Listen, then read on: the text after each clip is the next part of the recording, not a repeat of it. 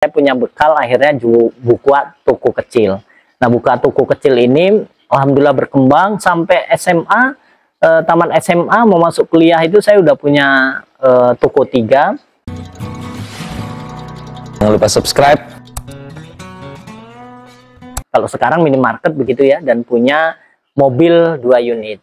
Singkat cerita, pas Krismon ya ini habis. Sebenarnya Krismon ini hanya sebagai pemicu ya.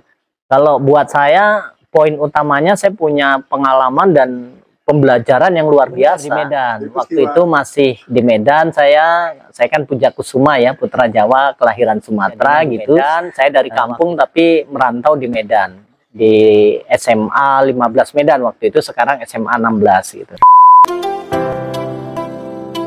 Kolaps waktu itu tuh habis sama sekali? Habis sama sekali.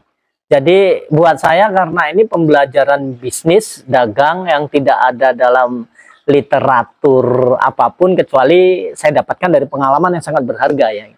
Kenapa? Karena salah satunya ya saya salah mengelola bisnis gitu. Kenapa? Pada umumnya UMKM seperti itu, tidak mencatatkan bisnisnya dengan baik dan tidak melakukan kontrol bisnis dengan baik. Sehingga sangat mungkin akan banyak kebocoran, akan banyak fraud dan lain sebagainya.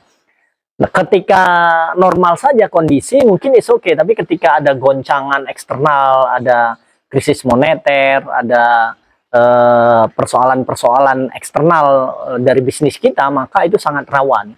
Nah, itu yang saya rasakan. Saya masih sangat muda, sudah sangat sukses dan gagal waktu itu, shock tentu. Tapi buat saya ini setelah beberapa bulan kemudian membangkitkan motivasi saya di usia saya kuliah, usia 22, 23 sudah punya pengalaman berharga itu. Dan buat saya ini sesuatu gitu ya, karena tidak bisa saya dapatkan di bangku kuliah manapun. Ya, gitu Pak Sam. Kehidupan di Medan itu bagaimana ceritanya masuk ke Bali? Nah, jadi ceritanya setelah gagal, ada seorang teman nawari saya untuk kerja di perusahaan alat-alat fitness gitu ceritanya. Nah, sebagai sales. Dan itu saya anggap sebagai batu loncatan. Kenapa? Motivasi saya tetap saya harus jadi pengusaha. Jangan lupa subscribe.